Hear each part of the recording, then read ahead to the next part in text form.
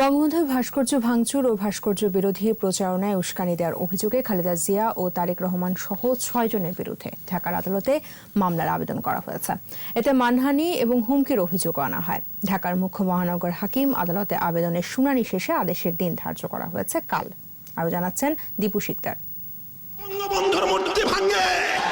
জাতির জনকের ভাস্কর্য নির্মাণ নিয়ে শুরু থেকেই ঔদ্ধত্যপূর্ণ বক্তব্য দেন হেফাজত ও সমমনা গোষ্ঠীর নেতারা। এখানে মূর্তি হতে দেব না। এদের অব্যাহত প্রচারণার মধ্যেই গেল শনিবার রাতের আধারে কুষ্টিয়ায় ভাঙচুর করা হয় জাতির জনকের ভাস্কর্য। এই ঘটনায় 4 জনকে গ্রেফতারের পর রিমান্ডে নিয়েছে পুলিশ।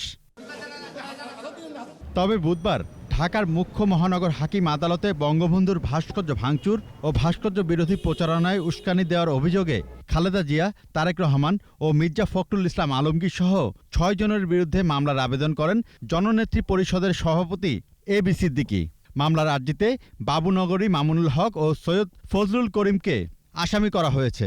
কুষ্টিয়াতে বঙ্গবন্ধুকে হাত ভেঙে যে অপমান করেছে, মধুরের কান ভেঙে যে অপমান করছে, বাংলাদেশের স্বাধীনতাকে তারা অপমান করেছে বিশ্বের কাছে। এই সমস্ত অভিযোগ দিয়েই আমি এই মামলা করছি। বিএনপিরাই তাদের নেতৃত্ব দেন, তারা আড়ালে থেকে নেতৃত্ব দিয়ে এইসব জঙ্গিবাদীদের দিয়ে সমস্ত অকারণগুলো ঘটান। মামলার বাদীর বক্তব্য শুনেছেন আদালত। বৃহস্পতিবার আদেশের জন্য দিন ধার্য করেছেন আদালত।